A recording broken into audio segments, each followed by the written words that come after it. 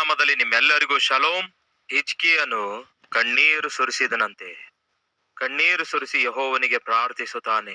ಆಗ ಏನಾಗ್ತದೆ? 2ನೇ ಅರಸುಗಳು 20:5. ನೀನು ಹಿಂದಿರುಗಿ ಹೋಗಿ ನನ್ನ ಪ್ರಜೆಗಳ ಪ್ರಭುವಾಗಿರುವ ಹಿಜ್ಕೀಯನಿಗೆ ಈ ರೀತಿಯಾಗಿ ಹೇಳು, ನಿನ್ನ ಪೂರ್ವಿಕನಾದ ದಾವೀದನ ದೇವರಾಗಿರುವ ಯೆಹೋವನು ನಿನಗೆ ಹೇಳುವುದೇನೆಂದರೆ, ನೀನು ಕಣ್ಣೀರು ಸುರಿಸುವುದನ್ನು ನೋಡಿದ್ದೇನೆ, ನಿನ್ನ ಪ್ರಾರ್ಥನೆಯನ್ನು ಅಂಗೀಕರಿಸಿದ್ದೇನೆ. ನಾನು ನಿನ್ನನ್ನು ಎದಕ್ಕಾಗಿ ಪ್ರಾರ್ಥಿಸಬೇಕು ಅಂದಾಗ ಆ ಹುಡುಗನಿಗೆ ಮದುವೆ ಆಗಬೇಕು ಅಂತ ಹೇಳಿದಳು. ಆದರೆ ಆ ಹುಡುಗನು ಒಬ್ಬ ಆತ್ಮಿಕನು ಅಲ್ಲ ಅಂದಳು. ಈಗ ನೀವೇ ನನಗೆ ಹೇಳಬೇಕು, ಎದಕ್ಕಾಗಿ ಪ್ರಾರ್ಥಿಸಬೇಕು? ಅವನೇನು ಆತ್ಮಿಕನಲ್ಲ. ಬೈಬಲಲ್ಲಿ ಸ್ಪಷ್ಟವಾಗಿದೆ, ವಿಶ್ವಾಸಿ ಅವಿಶ್ವಾಸಿಯೊಂದಿಗೆ ಮದುವೆ ಮಾಡಿಕೊಳ್ಳಲೇಬಾರದು ಎಂಬುದಾಗಿ. ನೋಡಮ್ಮ, ವಿಶ್ವಾಸಿ ಅವಿಶ್ವಾಸಿಗೆ ಮದುವೆ ಆಗಬಾರದಲ್ಲವೋ ಅಂದಾಗ, ಹೌದಣ್ಣ ಅಂದಳು. ಅದು ನನಗೆ ಗೊತ್ತಣ್ಣ ಅಂದಳು. ಮತ್ತೆ ನಾನು ಏನೆಂದು ಪ್ರಾರ್ಥಿಸಬೇಕು? ವಾಕ್ಯಕ್ಕೆ ವಿರುದ್ಧವಾಗಿ ದೇವರು ನಿನ್ನ ಮದುವೆ ಮಾಡಿಸಬೇಕೆಂದು ಪ್ರಾರ್ಥಿಸೋನ್ನತಿಯಾ ಅಂದ್ರೆ ಇಲ್ಲ ಅಂದಳು. ಮತ್ತೆ ಏನೆಂದು ಪ್ರಾರ್ಥಿಸೋನ್ನತಿ ಅಂದೆ? ಆ ಸಹೋದರಿ ಆಗ ಸಂದಿಗ್ಧ ಸ್ಥಿತಿಯಲ್ಲಿದ್ದಳು. ನೋಡಮ್ಮ, 10 ವರ್ಷಗಳಿಂದ ಒಬ್ಬ ಹುಡುಗನಿಗೆ ನೀನು ಪ್ರೀತಿಸುವ ಮಾತು ವಾಸ್ತವವೇ ಆದ್ರೆ, ಆ ಹುಡುಗನಿಗೇನಾದ್ರೂ ನೀನು ಮದುವೆ ಆದ್ರೆ ನೀನು ಸುಖವಾಗಿರುತ್ತಿ, ಆತ್ಮೀಕಳಾಗಿರಬಲ್ಲಿ ಎಂದು ಹೇಳಬೇಕಾದ್ರೆ ಯಾವ ಗ್ಯಾರಂಟಿ ಇಲ್ಲಮ್ಮ. ಒಮ್ಮೆ ಆಲೋಚಿಸು ಅಂದಾಗ ಅವಳ ಕಣ್ಣಲ್ಲಿ ಕಣ್ಣೀರು ಉಕ್ಕಿ ಉಕ್ಕಿ ಬರ್ತಿದ್ವು. ಯಾಕೆಂದ್ರೆ 10 ವರ್ಷಗಳಿಂದ ಆ ಹುಡುಗನಿಗೆ ಪ್ರೀತಿಸಿದ್ದೇನೆ ಅಂದಳು. ಆ ಹುಡುಗನಿಗೆ ಮದುವೆ ಆಗ್ಬೇಕನ್ನುತ್ತಿದ್ದೇನೆ ಅಂದಳು. ಆದ್ರೆ ಆ ಹುಡುಗನು ವಿಶ್ವಾಸಿ ಅಲ್ಲ. ಆದ್ರೆ ವಾಕ್ಯ ಏನ್ ಹೇಳುತ್ತೆ? ವಿಶ್ವಾಸಿಗೆ ಮದುವೆ ಆಗ್ಬೇಕು. ಹಾಗಿಲ್ಲದ ಪಕ್ಷದಲ್ಲಿ ಆ ಕುಟುಂಬ ಕೊನೆಗೆ ಒಡೆದು ಹೋಗುತ್ತೆ. ಯಾಕೆಂದ್ರೆ ಆ ಕಡೆ ಇರುವ ಆ ಹುಡುಗನ ತಂದೆ ತಾಯಿಗಳಾಗಿರ್ಬೋದು, ಇಲ್ಲವೇ ಅವನ ಸಂಬಂಧಿಕರಾಗಿರ್ಬೋದು, ಅವರು ನಂಬಿದ ದೇವರನ್ನೇ ನೀವು ಅನುಸರಿಸಬೇಕು ಎಂದು ಅವರು ಬಯಸುತ್ತಾರೆ. ಈ ಕಡೆ ಈ ಹುಡುಗಿ ಆಗಿರ್ಬೋದು, ಹುಡುಗಿಯ ಪೇರೆಂಟ್ಸ್ ಆಗಿರ್ಬೋದು, ಈ ಹುಡುಗಿ ತಾನು ನಂಬಿದ ದೇವರನ್ನು ಅನುಸರಿಸಬೇಕೆಂದು ಇವರು ಭಾವಿಸ್ತಾರೆ. ಆ ಕಡೆ ಅವರು ಕರೆಕ್ಟೇ, ಈ ಕಡೆ ನೀನು ಕರೆಕ್ಟೇ. ಯಾವುದು? ನಂಬಿಕೆಯನ್ನು ಅನುಸರಿಸುವ ವಿಷಯದಲ್ಲಿ. ಭಾನುವಾರ ಚರ್ಚಿಗೆ ಹೋಗಬೇಕೆಂದು ನೀವು ಆಶಿಸುತ್ತೀರಿ, ಆದ್ರೆ ಗಂಡ ಬರೋದಿಲ್ಲ. ಅವರೊಂದಿಗೆ ನೀನು ಬರಬೇಕೆಂದು ಆಶಿಸುತ್ತಾರೆ, ಆದ್ರೆ ನೀನು ಹೋಗಲ್ಲ. ನಿನ್ನ ಮಗನಿಗೆ ಒಂದು ಆತ್ಮಿಕ ಹೆಸರಿಡಬೇಕೆಂದು ನೀನು ಬಯಸುತ್ತಿ, ಅದು ಅವರಿಗಿಷ್ಟ ಇರಲ್ಲ. ಅವರ ನಂಬಿಕೆಗೆ ಅನುಗುಣವಾದ ಹೆಸರನ್ನೇ ನಿನ್ನ ಮಗನಿಗಿಡಬೇಕೆಂದು ಬಯಸ್ತಾರೆ, ಅದು ನಿನಗಿಷ್ಟ ಇರಲ್ಲ. ಎಷ್ಟು ಕಾಲ ಅಮ್ಮ ಈ ಹೋರಾಟ? ಅವರ ನಂಬಿಕೆಗೆ ಸೇರಿರುವಂತಹ ಒಂದು ಕಾರ್ಯದಲ್ಲಿ ನೀನು ಪಾಲ್ಗೊಳ್ಳಲಿಕ್ಕಾಗಲ್ಲ. ನಿನ್ನ ನಂಬಿಕೆಗೆ ಅನುಗುಣವಾದಂತಹ ಕಾರ್ಯದಲ್ಲಿ ಇಲ್ಲವೇ ಪ್ರಾರ್ಥನೆಯಲ್ಲಿ ಅವರು ಪಾಲ್ಗೊಳ್ಳೋದಿಲ್ಲ. ಎಷ್ಟು ಕಾಲ ಈ ಹೋರಾಟ? ಹೇಳ್ತಿರುವಾಗ ಕಣ್ಣಲ್ಲಿ ಕಣ್ಣೀರು ಬರ್ತಾ ಇದ್ವು. ನೋಡಮ್ಮ, ಒಬ್ಬ ಅಣ್ಣನಂತೆ ಹೇಳ್ತೇನೆ, ಇದು ಮುಂದುವರಿಯುವ ಬಾಂಧವ್ಯ ಅಲ್ಲವೇ ಅಲ್ಲ ಎಂದು ಹೇಳದೆ ಆಲೋಚಿಸು ಅಂದೆ. ಇದು ಬಹಳ ಕಷ್ಟ. ಈ ದಿನ ನಮ್ಮ ಮಧ್ಯೆ ಯಾರಾದ್ರೂ ಇದ್ದೀರಾ ಅಂತವ್ರು? ಇದು ಬಹಳ ಕಷ್ಟ. ಜೀವಿತ ಕಾಲವೆಲ್ಲ ಅತ್ತ ನಂತರ ಸತ್ಯ ಗ್ರಹಿಸೋದು ಬೆಟರ್ ಅನ್ನುತ್ತೀರೋ, ಇಲ್ಲವೇ ಸತ್ಯ ಏನೆಂದು ಈ ದಿನವೇ ಗ್ರಹಿಸಿಕೊಂಡು ಜೀವಿತ ಕಾಲವೆಲ್ಲ ಅಳುವುದರಿಂದ ತಪ್ಪಿಸಿಕೊಳ್ಳೋದು ಬೆಟರ್ ಅನ್ನುತ್ತೀರಾ? ಯಾವುದು ಬೆಟರ್? ತಮ್ಮ ತಂಗಿಂದರೆ ಕೇಳಿ, ನಿಮಗೊಂದು ವಿಷಯ ಹೇಳ್ತೇನೆ, ಕೇಳಿರಿ. ಆ ದಿನ ಆ ತಂಗಿ ಒಂದು ತೀರ್ಮಾನ ತೆಗೆದುಕೊಂಡು ಹೋದಳು. ಅದೇನು ಗೊತ್ತಾ? ಅಣ್ಣ, ನನ್ನ ಇಷ್ಟ ನೆರವೇರುವುದಕ್ಕಿಂತ ಹೆಚ್ಚಾಗಿ ನನ್ನ ಜೀವಿತದಲ್ಲಿ ದೇವರ ಚಿತ್ತ ನೆರವೇರುವುದೇ ನನಗೆ ಕ್ಷೇಮ ಎಂದು ಹೇಳಿದಳು. ಕೇಳ್ತಿದ್ದೀರಾ ತಮ್ಮಂದಿರೇ? ಕೇಳ್ತಿದ್ದೀರಾ ತಂಗಿಯಂದಿರೇ? 10 ವರ್ಷಗಳಿಂದ ಒಬ್ಬ ಹುಡುಗನಿಗೆ ಪ್ರೀತಿಸಿದಂತಹ ಹುಡುಗಿ ಕೊನೆಗೆ ಎಂತಹ ತೀರ್ಮಾನ ತೆಗೆದುಕೊಂಡಳು ಗೊತ್ತಾ? ನನ್ನ ಇಷ್ಟವಲ್ಲ ನೆರವೇರಬೇಕಾದದ್ದು, ನನ್ನ ದೇವರ ಇಷ್ಟ ನೆರವೇರುವುದೇ ನನಗೆ ಕ್ಷೇಮಾಣ.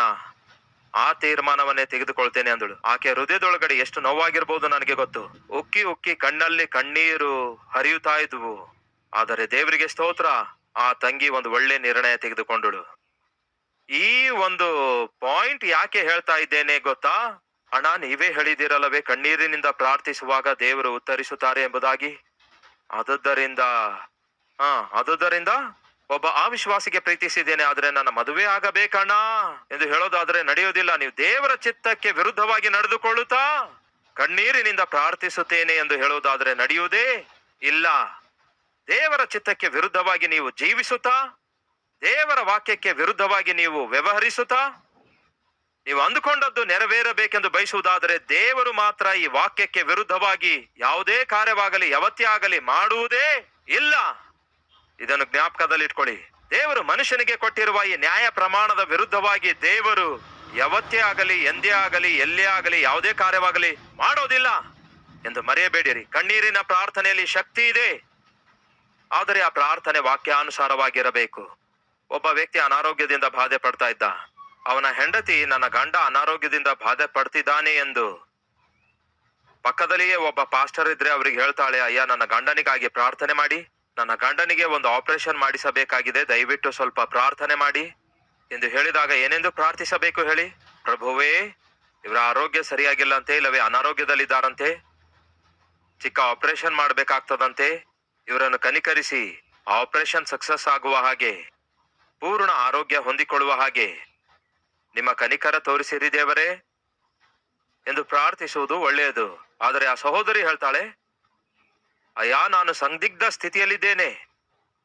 ಯಾವುದು ಆ ಸಂದಿಗ್ಧ ಸ್ಥಿತಿ ಅಂದ್ರೆ, ಇವತ್ತಲ್ಲ ನಾಳೆ ಗಂಡನನ್ನು ಹಾಸ್ಪಿಟಲ್ಗೆ ಕರೆದೊಯ್ಬೇಕು, ಪ್ರಾರ್ಥನೆ ಮಾಡಿರಿ ಅಂತ ಆ ಸೇವಕರಿಗೆ ಕೇಳದೆ, ಸ್ವಲ್ಪ ಪ್ರಾರ್ಥನೆ ಮಾಡಿರಿ ಅಂದ್ರೆ ಅವ್ರು ಹೇಳಿದ್ದೇನೆಂದರೆ, ದೇವರು ಹೇಳಿದ್ದಾರೆ ನಿಮ್ಮ ಗಂಡನನ್ನು ಹಾಸ್ಪಿಟಲ್ಗೆ ಕರೆದೊಯ್ಯಬಾರದೆಂದು ದೇವ್ರು ಹೇಳಿದ್ದಾರೆ ಅಂದ್ರು.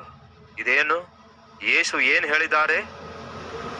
ರೋಗಿಗೆ ವೈದ್ಯನು ಬೇಕೇ ಹೊರತು ರೋಗ ಇಲ್ಲದವನಿಗೆ ವೈದ್ಯನ ಅವಶ್ಯಕತೆ ಇಲ್ಲ ಅಂದಿದ್ದಾರೆ. ಅಂದ್ರೆ ಅರ್ಥವೇನು? ರೋಗಿಯಾಗಿರುವವನಿಗೆ ವೈದ್ಯನನ್ನು ಯಾರು ಕೊಟ್ಟಿದ್ದಾರೆ ಹೇಳಿ?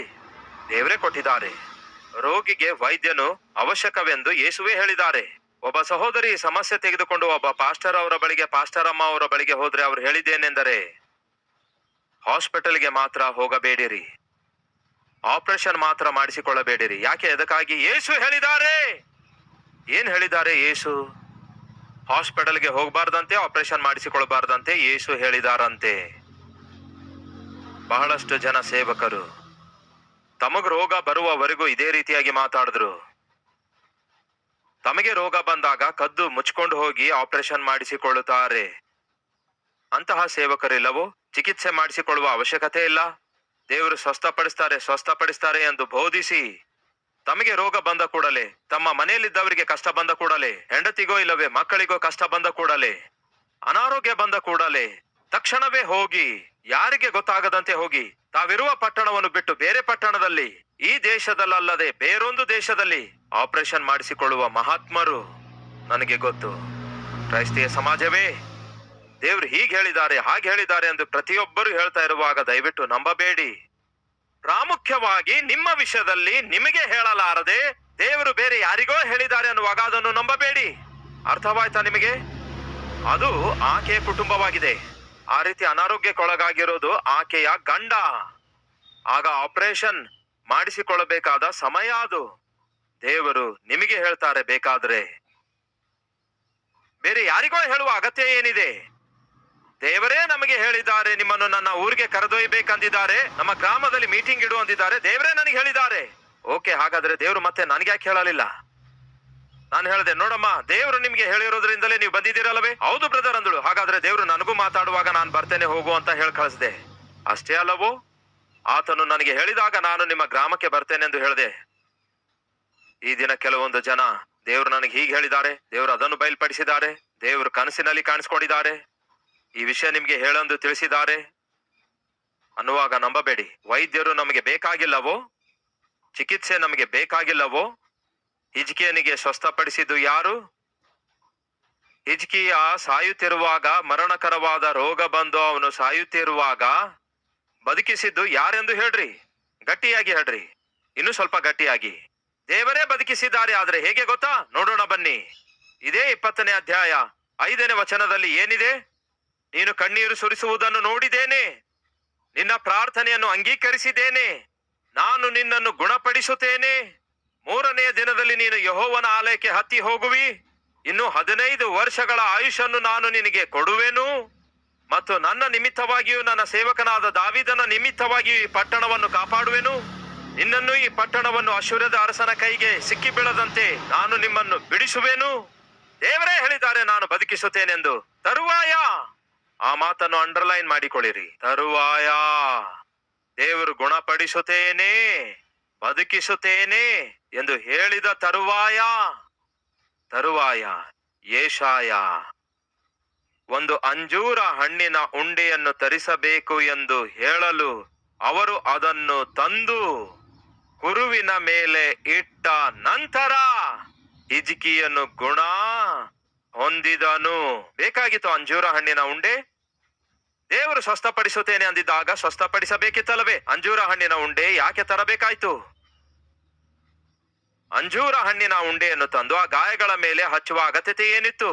ನಮ್ಮ ಗ್ರಾಮಗಳಲ್ಲಿ ಸಾಧಾರಣವಾಗಿ ನಾನಾ ವಿಧವಾದ ಚಿಕಿತ್ಸೆಗಳಿರ್ತವೆ. ನಾಟಿ ಚಿಕಿತ್ಸೆ, ಎಲೆಯ ಚಿಕಿತ್ಸೆ ಎಂಬುದಾಗಿ. ಏನಾದ್ರೂ ಸಣ್ಣ ಗಾಯ ಆಗುವಾಗ ಅವ್ರು ಏನ್ ಮಾಡ್ತಾರೆ, ಒಂದು ಎಲೆಗಳನ್ನು ತಂದು ಚೆನ್ನಾಗಿ ಒರೆಸಿ ಅದರ ರಸ ಸುರಿಯುತ್ತಾರೆ, ಅದೊಂದು ಚಿಕಿತ್ಸೆ. ಆ ಎಲೆಗಳನ್ನು ಆ ಗಾಯಕ್ಕೆ ಇಟ್ಟು ಕಟ್ಟುತ್ತಾರೆ, ಅದೊಂದು ಚಿಕಿತ್ಸೆ.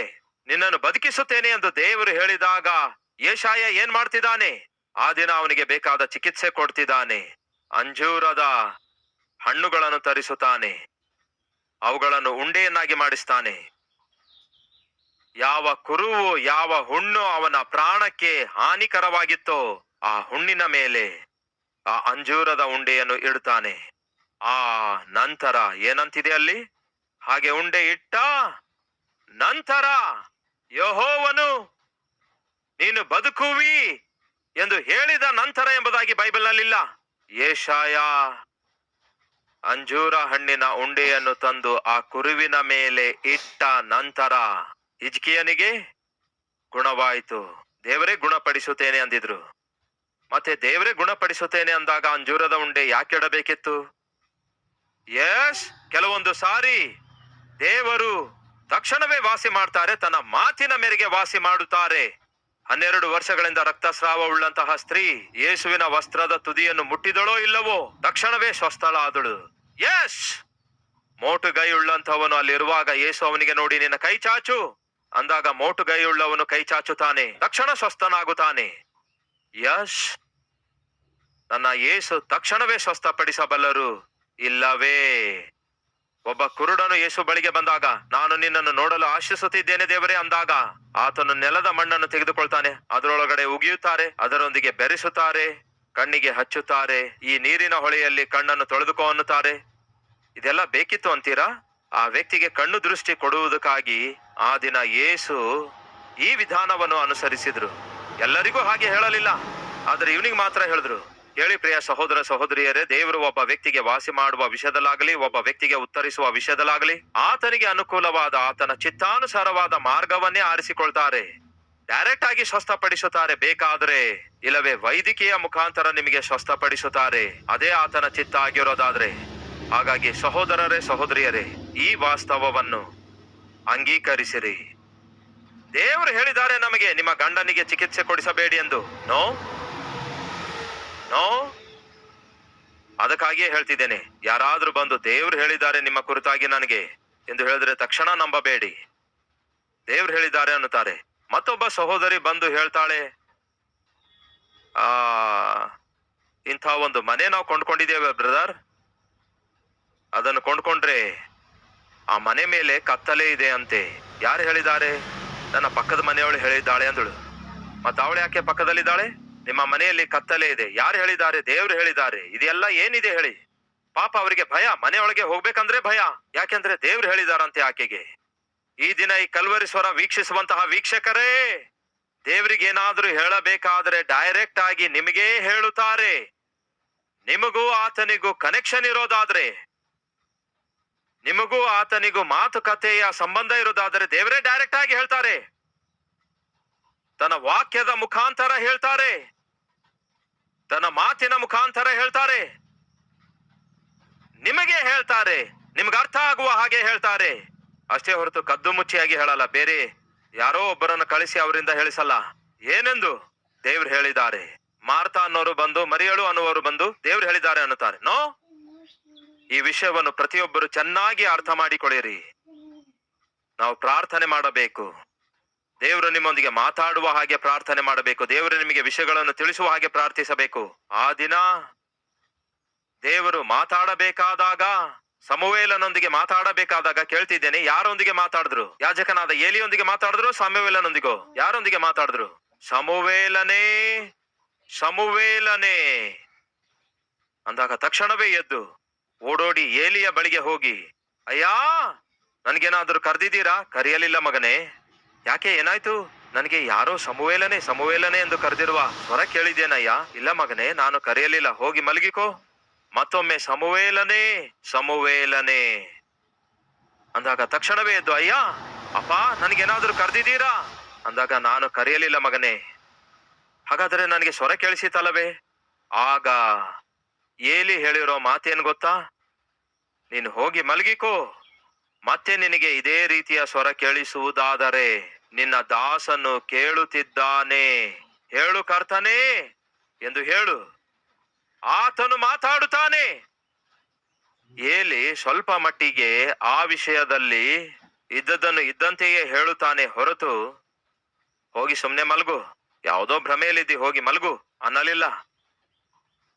ನಿನ್ನ ದಾಸನಾದ ನಾನು ಕೇಳ್ತಿದ್ದೇನೆ, ಮಾತಾಡು ದೇವರೇ ಎಂದು ಹೇಳು ಮಗನೇ. ನಿನ್ನನ್ನು ಕರೆದಂತಹ ದೇವರು ನಿನ್ನೊಂದಿಗೇ ಮಾತಾಡುತ್ತಾರೆ ಅನ್ನುತ್ತಾನೆ. ಸಹೋದರಿ ಕೇಳ್ತಾ ಇದ್ದೀರಾ? ಸಹೋದರರೇ ಕೇಳ್ತಾ ಇದ್ದೀರಾ? ನಿಮ್ಮನ್ನು ಕರೆದಂತಹ ದೇವರು ನಿಮ್ಮ ಕುರಿತಾಗಿ ನಿಮ್ಮ ಸಂಗಡವೇ ಮಾತಾಡುತ್ತಾರೆ. ಸೊ ನಾವು ಪ್ರಾರ್ಥನೆ ಮಾಡುವಾಗ ಮೊದಲನೇದಾಗಿ ಈ ಕೈ ಇದೆಯಲ್ಲವೇ, ಇದನ್ನು ಹೀಗೆ ತೆರೆದಿಡುವಾಗ ಈ ಬೆರಳು ಹೃದಯಕ್ಕೆ ಹತ್ತಿರವಾಗಿರುತ್ತೆ. ಅಂದರೆ ನಿಮ್ಮ ಹೃದಯಕ್ಕೆ ಹತ್ತಿರವಾಗಿರುವವರಿಗೋಸ್ಕರ ಮೊದಲು ಪ್ರಾರ್ಥಿಸಬೇಕು. ನಮ್ಮ ಸೇವೆಯಲ್ಲಿ ಒಂದು ಕುಟುಂಬ ಇದೆ. ಅವ್ರು ಯಾವತ್ತೇ ಆಗಲಿ ಪ್ರಾರ್ಥಿಸುವಾಗ ಮೊಟ್ಟ ಮೊದಲು ಪ್ರಾರ್ಥಿಸುವುದು ದೀನ ಸೇವಕನಾದ ನನಗೋಸ್ಕರ. ಅವ್ರು ಹೇಳ್ತಾರೆ, ಅಣ್ಣ, ನಾವು ಪ್ರಾರ್ಥನೆ ಮಾಡಬೇಕೆಂದು ಮೊಳಕಾಲೂರುವಾಗ ಮೊಟ್ಟ ಮೊದಲು ನಾವು ಬೇರೆ ಯಾರ ಕುರಿತಾಗಿಯೂ ಪ್ರಾರ್ಥಿಸೋದಿಲ್ಲ. ಫಸ್ಟ್ ನಾವು ಪ್ರಾರ್ಥಿಸೋದೇ ನಿಮಗೋಸ್ಕರವೇ. ನೀವು ಚೆನ್ನಾಗಿರೋದಾದ್ರೆ ನಾವು ಚೆನ್ನಾಗಿರ್ತೇವೆ ಅಂದ್ರು. ಸೊ ನಿಮ್ಮ ಹೃದಯಕ್ಕೆ ಬಹು ಹತ್ತಿರ ಇರುವವರಿಗೋಸ್ಕರ ಮೊಟ್ಟ ಮೊದಲು ನೀವು ಪ್ರಾರ್ಥನೆ ಮಾಡಬೇಕು. ಎರಡನೆಯದು, ಸಾಧಾರಣವಾಗಿ ಹೀಗೆ ಯಾರಿಗೆ ಬೆರಳು ತೋರಿಸ್ತೇವೆ ಹೇಳಿ? ನೀನು ಬಹಳ ಚೆನ್ನಾಗಿ ಓದಬೇಕು, ಎಕ್ಸಾಮ್ಸ್ ನಲ್ಲಿ ಪಾಸ್ ಆಗ್ಬೇಕು, ಒಳ್ಳೆ ಮಾರ್ಕ್ಸ್ ಪಡೆಯಬೇಕು, ಹೋಮ್ ವರ್ಕ್ಸ್ ಮಾಡಬೇಕು.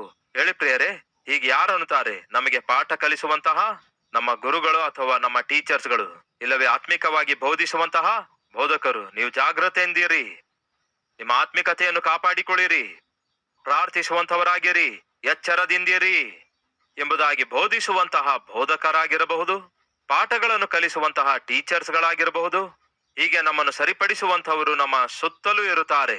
ಸೊ ಈ ಬೆರಳು ಯಾವುದಕ್ಕೆ ಸೂಚನೆ ಎನ್ನುವುದಾದರೆ ಬೋಧಿಸುವಂತಹ ಬೋಧಕರಿಗೂ ಪಾಠ ಕಲಿಸುವಂತಹ ಮಾಸ್ಟರ್ಸ್ಗಳಿಗೂ ಟೀಚರ್ಸ್ಗಳಿಗೂ ಸಾದೃಶ್ಯವಾಗಿರೋದ್ರಿಂದ ಅವರಿಗೋಸ್ಕರ ಪ್ರಾರ್ಥಿಸಿರಿ.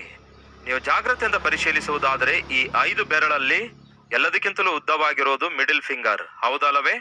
ಇದು ಯಾವುದಕ್ಕೆ ಸೂಚನೆಯಾಗಿದೆ ಎನ್ನುವುದಾದರೆ ಎಲ್ಲರಿಗಿಂತಲೂ ಉನ್ನತವಾದಂತಹ ಸ್ಥಾನದಲ್ಲಿ ಇರುವಂತವರಿಗೆ ಸೂಚನೆಯಾಗಿದೆ. ಎಲ್ಲರಿಗಿಂತಲೂ ಮೇಲಿರುವಂತವರು ಯಾರವರು? ಅಧಿಕಾರಿಗಳು. ನಮ್ಮ ರಾಜ್ಯಕ್ಕೆ ಎಲ್ಲರಿಗಿಂತಲೂ ಮೇಲಿರುವ ವ್ಯಕ್ತಿ ಯಾರು? ಮುಖ್ಯಮಂತ್ರಿ. ನಮ್ಮ ದೇಶಕ್ಕೆ ಪ್ರಧಾನ ಮಂತ್ರಿ. ಹಾಗೆಯೇ ನಮ್ಮ ಪಟ್ಟಣಕ್ಕೆ, ನಮ್ಮ ಗ್ರಾಮಕ್ಕೆ, ನಮ್ಮ ಪಂಚಾಯಿತಿಗೆ, ಹೀಗೆ ನಾನಾ ವಿಧವಾದ ಅಥಾರಿಟೀಸ್ ಇವೆ, ಗವರ್ನಮೆಂಟ್ ಅಥಾರಿಟೀಸ್. ಉದ್ಯೋಗ ಮಾಡುವ ಸ್ಥಳದಲ್ಲಿ ನಿಮ್ಮ ಮೇಲಧಿಕಾರಿ ಯಾರು? ಮಿಡಲ್ ಫಿಂಗರ್ ಯಾವುದಕ್ಕೆ ಸಾದೃಶ್ಯ ಎನ್ನುವುದಾದರೆ ಅಧಿಕಾರಕ್ಕೆ ಸಾದೃಶ್ಯವಾಗಿದೆ, ಅಥಾರಿಟಿಗೆ ಸಾದೃಶ್ಯವಾಗಿದೆ, ಪರಿಪಾಲಿಸುವಂತವರಿಗೆ ಸಾದೃಶ್ಯವಾಗಿದೆ, ನಿಮ್ಮ ಮೇಲಿರುವವರಿಗೆ ಸಾದೃಶ್ಯವಾಗಿದೆ. ಅವರಿಗೋಸ್ಕರ ಪ್ರಾರ್ಥಿಸುವುದಕ್ಕಾಗಿ ಸಾಧಾರಣವಾಗಿ ಈ 5 ಫಿಂಗರ್ಸ್ ಗಳಲ್ಲಿ ಬಲಹೀನವಾಗಿರುವ ಫಿಂಗರ್ ಯಾವುದೆಂದರೆ ಇಗೋ ಈ ಫಿಂಗರ್. ಇದು ಯಾವುದಕ್ಕೆ ಸೂಚನೆ ಅನ್ನುವುದಾದ್ರೆ ಕೇಳಿರಿ, ಸಾಧಾರಣವಾಗಿ ಎಲ್ಲಾ ಫಿಂಗರ್ಸ್ ಗಳನ್ನು ನಾವು ಬಳಸುತ್ತೇವೆ, ಇದು ಸ್ವಲ್ಪ ಕಡಿಮೆ ಬಳಸ್ತೇವೆ. ಈ ಫಿಂಗರ್ ಯಾವುದಕ್ಕೆ ಸಾದೃಶ್ಯವೆಂದರೆ ಏನು ಮಾಡ್ಲಿಕ್ಕಾಗದೆ ಬಲಹೀನರಾಗಿರುವಂತವರಿಗೋಸ್ಕರ, ಏನು ಮಾಡ್ಲಿಕ್ಕಾಗದೆ ಬಲಹೀನರಾಗಿರುವವರಿಗೋಸ್ಕರ, ಅಂದರೆ ಆರ್ಥಿಕವಾಗಿ ಬಲಹೀನರಾಗಿರುವವರಿಗೋಸ್ಕರ, ಆರೋಗ್ಯ ವಿಷಯದಲ್ಲಿ ಬಲಹೀನರಾಗಿರುವವರಿಗೋಸ್ಕರ, ಮಾನಸಿಕ ಬಲಹೀನರಾಗಿರುವವರಿಗೋಸ್ಕರ, ಅಂಥವರಿಗೋಸ್ಕರ ಪ್ರಾರ್ಥಿಸಬೇಕು. ನಿಮ್ಮ ಕುಟುಂಬದಲ್ಲಾಗಿರ್ಬೋದು, ಸಂಬಂಧಿಕರಲ್ಲಾಗಿರ್ಬೋದು, ಬಹಳಷ್ಟು ಜನ ಬಲಹೀನರಾಗಿರ್ತಾರೆ. ಅಂಥವರನ್ನು ಜ್ಞಾಪಕ ಮಾಡಿಕೊಂಡು ಪ್ರಾರ್ಥಿಸಬೇಕು. ಆ ನಂತರ ಕೊನೆಯದಾಗಿ ಉಳಿದಿರೋದು ಯಾವುದು? Little finger. ಏನಿದು? ಚಿಕ್ಕ ಬೆರಳು. ಇದು ನಿಮಗೆ ಸಾದೃಶ್ಯವಾಗಿದೆ. ಕೊನೆಯದಾಗಿ ನಾವು ಯಾರಿಗೋಸ್ಕರ ಪ್ರಾರ್ಥಿಸಬೇಕು ಹೇಳ್ರಿ? ನಮಗೋಸ್ಕರ ಪ್ರಾರ್ಥಿಸಿಕೊಳ್ಬೇಕು. ಆದ್ರೆ ನಮ್ಮ ಟೈಪೇ ಬೇರೆ. ನಾವು ಹೀಗೆ ರಿವರ್ಸ್ ಆಗಿ ಪ್ರಾರ್ಥಿಸ್ತೇವೆ. ಯಾವುದು ಈಸಿ? ಹೀಗೆ ಈಸಿಯೋ ಅಥವಾ ಹೀಗೆ ಈಸಿಯೋ?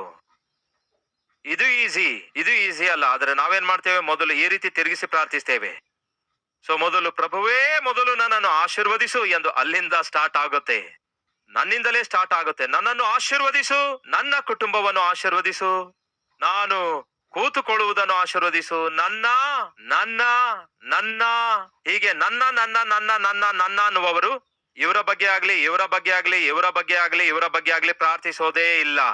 ಇವರಿಗಾಗಿ ಪ್ರಾರ್ಥಿಸಿ, ಇವರಿಗಾಗಿ ಪ್ರಾರ್ಥಿಸಿ, ಇವರಿಗಾಗಿ ಪ್ರಾರ್ಥಿಸಿ, ಇವರಿಗಾಗಿ ಪ್ರಾರ್ಥಿಸಿ. ಕೊನೆಯದಾಗಿ ಉಳಿದದ್ದು ಯಾರು? ನೀವು. ಆದ್ರೆ ನೀವೇನ್ ಮಾಡ್ತೀರಿ? ಮೊದಲೇ ನಿಮಗೋಸ್ಕರ ಪ್ರಾರ್ಥಿಸಿಕೊಳ್ತೀರಿ. ನಿಮಗೋಸ್ಕರ ಪ್ರಾರ್ಥಿಸಿಕೊಂಡ ನಂತರ ಇನ್ನು ಇತರರಿಗೋಸ್ಕರ ಪ್ರಾರ್ಥಿಸಲು ಟೈಮ್ ಇರುತ್ತೋ? ಟೈಮ್ ಇರಲ್ಲ. ನೀವು ಮಾಡುವ ಪ್ರಾರ್ಥನೆ ಆಶೀರ್ವಾದಕರವಾಗಿಯೂ ಮಾದರಿಕರವಾಗಿಯೂ ದೇವರಿಗೆ ಸಂತೋಷ ತರುವ ಹಾಗೆಯೂ ಇರಬೇಕಾದರೆ ಹೇಗೆ ಪ್ರಾರ್ಥಿಸಬೇಕೆಂದು ಸೂಚನೆಯಾಗಿ ಈ 5 ಬೆರಳನ್ನು ನಿಮಗೆ ತೋರಿಸಿದ್ದೇನೆ. ಈ ದಿನ ಒಂದು ತೀರ್ಮಾನ ತೆಗೆದುಕೊಳ್ಳೋಣ. ಇತರರಿಗಾಗಿ ಪ್ರಾರ್ಥಿಸುವುದನ್ನು ಕಲಿಯೋಣ. ಒಮ್ಮೆ ನೋಡೋಣ ಬನ್ನಿರಿ. ಯೋಹಾನ ಸುವಾರ್ತೆ 17ನೇ ಅಧ್ಯಾಯ, ಅದರಲ್ಲಿ 26 ವಚನಗಳಿವೆ. ನಿಮ್ಮೆಲ್ಲರಿಗೂ ಒಂದು ಹೋಮ್ವರ್ಕ್ ಕೊಡುತ್ತಿದ್ದೇನೆ. ಯಾವುದು ಆ ಹೋಮ್ವರ್ಕ್ ಅಂದರೆ, ಈ 26 ವಚನಗಳಲ್ಲಿ ಪ್ರತಿಯೊಂದು ವಚನವೂ ಕೂಡ ಪ್ರಾರ್ಥನೆಯಾಗಿದೆ. ಯೇಸು ಕ್ರಿಸ್ತನು ಮಾಡಿರುವ ಪ್ರಾರ್ಥನೆಯಾಗಿದೆ. ಹೋಮ್ವರ್ಕ್ ಏನೆಂದರೆ, ಈ 26 ವಚನಗಳಲ್ಲಿ ಯೇಸು ಕ್ರಿಸ್ತನು ತನಗೋಸ್ಕರ ಎಷ್ಟು ವಚನಗಳಲ್ಲಿ ಪ್ರಾರ್ಥಿಸಿಕೊಂಡಿದ್ದಾರೆ, ಇತರರಿಗೋಸ್ಕರ ಎಷ್ಟು ವಚನಗಳಲ್ಲಿ ಪ್ರಾರ್ಥಿಸಿದ್ದಾರೆ. ಈ ವಚನಗಳಲ್ಲಿ ಹೆಚ್ಚು ತನಗೋಸ್ಕರ ಪ್ರಾರ್ಥಿಸಿಕೊಂಡ್ರು, ಹೆಚ್ಚು ಇತರರಿಗೋಸ್ಕರ ಪ್ರಾರ್ಥಿಸಿದ್ರು. ಈ ಅಧ್ಯಾಯ ಓದು ನೋಡುವಾಗ ನಿಮ್ಗೆ ಅರ್ಥ ಆಗುತ್ತೆ ಯೇಸುವಿನ ಪ್ರಾರ್ಥನೆ ವಿಧಾನ ಹೇಗಿದೆ ಎಂದು. ಕಣ್ಣೀರಿನ ಪ್ರಾರ್ಥನೆ 2 ಕಾರ್ಯಗಳನ್ನು ಮಾಡುತ್ತೆ. ಒಂದು, ಕೈಯಿಂದ ಜಾರಿ ಹೋಗುತ್ತಿರುವುದನ್ನು ಜಾರಿ ಹೋಗಲಾರದಂತೆ ಕಾಪಾಡುತ್ತದೆ. ಕೆಲವೊಂದು ಸಾರಿ ಕೈಯಿಂದ ಜಾರಿ ಹೋದರೂ ಸಹ ತಿರುಗಿ ಮತ್ತೊಮ್ಮೆ ತಂದು ನಿಮ್ಮ ಕೈಯಲ್ಲಿ ಇಡುತ್ತದೆ. ಅಷ್ಟೊಂದು ಶಕ್ತಿ ಉಳ್ಳದಾಗಿದೆ ಕಣ್ಣೀರಿನ ಪ್ರಾರ್ಥನೆ. ಇನ್ನೆಲ್ಲ ಮುಗಿದೋಯ್ತಣ, ನಡೆಯಬಾರದೆಲ್ಲ ನಡೆದೋಯ್ತು, ಇನ್ನು ಅಳದನ್ನು ಬಿಟ್ರೆ ಬೇರೆ ದಿಕ್ಕಿಲ್ಲ ಅನ್ನುವಂಥವ್ರು ಯಾರಾದ್ರೂ ಇದ್ದೀರಾ? ಹಾಗಾದ್ರೆ ನಿಮಗೊಂದು ಶುಭವಾರ್ತೆ. ಈ ದಿನ ದೇವರು ನಿಮಗೆ ಹೇಳ್ತಿದ್ದಾರೆ, ಯಾವುದರ ಕತೆ ಮುಗಿದೋಗಿ ಯಾವುದು ಕೈ ಜಾರಿ ಹೋಯ್ತು ಅನ್ನುತ್ತಿದ್ದೀರೋ ಅದು ನಿಮ್ಮ ಕೈಯಿಂದ ಜಾರಿ ಹೋಗಿರ್ಬೋದು, ಆದ್ರೆ ಅದು ಇನ್ನೂ ನನ್ನ ಕೈಯಲ್ಲಿಯೇ ಇದೆ ಎಂದು ದೇವರು ಹೇಳ್ತಿದ್ದಾರೆ. ಇದನ್ನು ನಂಬುವಂತವರಿದ್ರೆ ಇದ್ದ ಸ್ಥಳದಲ್ಲಿ ಮೊಳಕಾಲೂರಿ ಪ್ರಾರ್ಥಿಸುವಿರಾ?